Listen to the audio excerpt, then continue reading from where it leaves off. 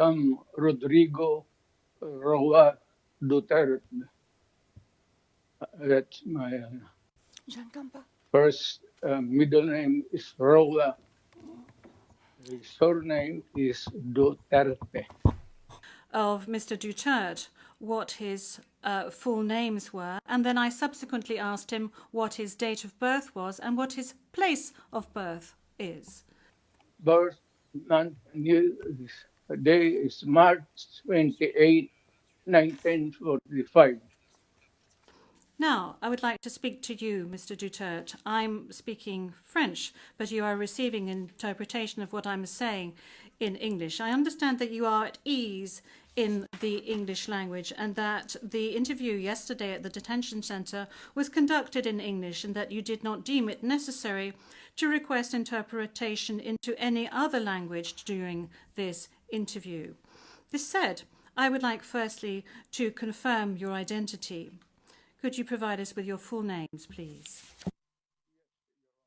I am Rodrigo Duterte. That's my first middle name is Roa. The surname is Duterte.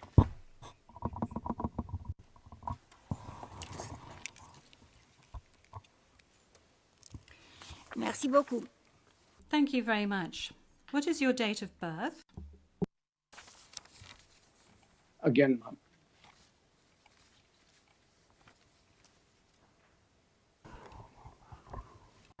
Can we request that the question be repeated?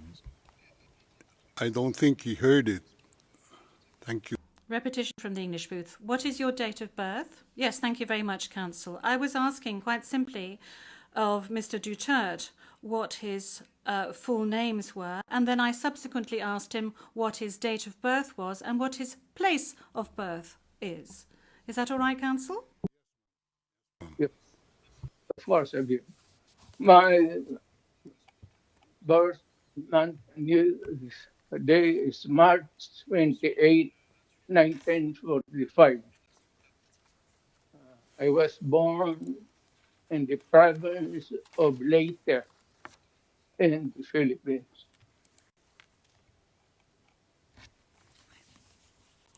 Merci beaucoup. Thank you very much.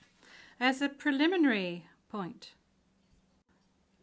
Very well. Thank you, Mr. Duterte.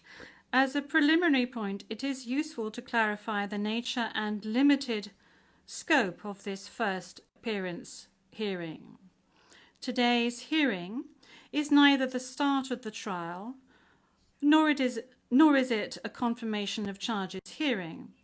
During today's hearing, no evidence will be collected or presented, and the issues of Mr. Duterte's guilt or innocence will therefore not be addressed.